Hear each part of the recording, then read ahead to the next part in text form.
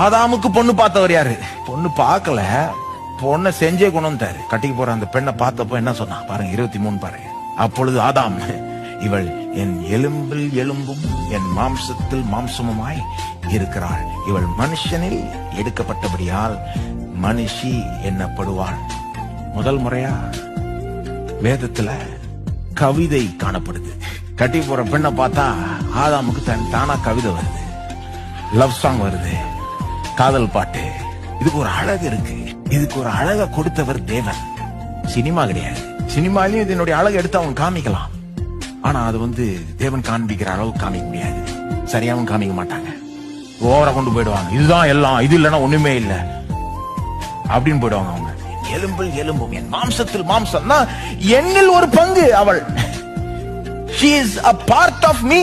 அவள் வேற யாரோ கிடையாது, என்னில் ஒரு